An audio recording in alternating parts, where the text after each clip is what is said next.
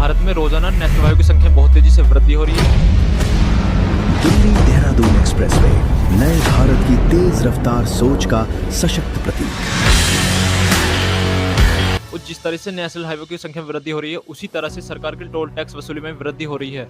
यदि मैं आपको बताऊं कि इस साल का टोल टैक्स रेवेन्यू कितना कलेक्शन हुआ, तो आप सोचकर हैरान रह जाओगे।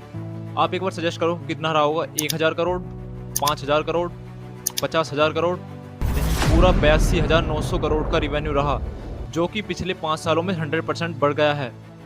क्या इस चीज को देखकर नितिन गडकरी जो है वो टोल टैक्स वसूली में को बंद कर देंगे, या फिर जो देश के लोग हैं, नागरिक हैं, उनके लिए थोड़ी राहत देंगे?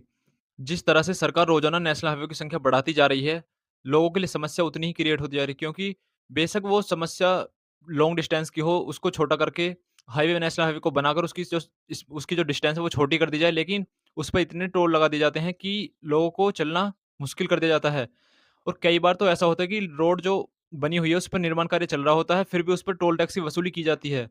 लोग इससे कहाँ तक बच सकते हैं? अगर हम देश में होने वाली सड़क दुर्घटनाओं की बात करें, तो आंकड़े डरा देने वाले हैं।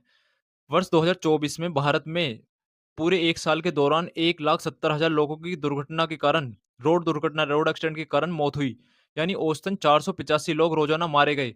सोचो, एक इतना बड़ा देश जिसमें पहले से अनएम्प्लॉयमेंट, एजुकेशन, हेल्थ से रिलेटेड प्रॉब्लम और गरीबी जो लोगों को मार रही है, महँगाई, उससे परेशान है, फिर भी एक छोटा-सा मुद्दा जो कि रोड एक्सीडेंट है, उससे रोज़ाना 400 से 500 लोग अपनी ज जान गँवा देते हैं। यदि इस रोड एक्सीडेंट में किसी नेता का लड़का मारा जाता है, तो उसके लिए पूरी कार्रवाई होगी, पूरी मीटिंग बैठाई जाएगी, सारी चीज़ होगी, संसद में सवाल भी उठाया जाएगा, लेकिन आम जनता की यहाँ पर कोई वैल्यू नहीं है। यदि रोज़ाना 400 से 500 लोग सिर्फ़ रोड दुर्घटना की वजह से मारे जा रहे हैं, तो सरकार के लिए इसके लिए कोई बड़ी बात नहीं है। ऐसा तो होता रहता है, क्योंकि आम आदमी, उसकी जान की कोई वैल्यू है ही नहीं।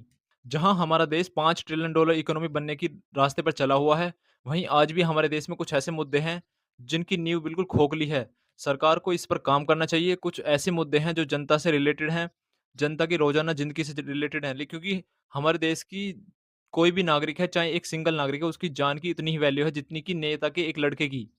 लेकिन उसकी वैल्यू नेताओं की नज़रों में ज़ीरो है।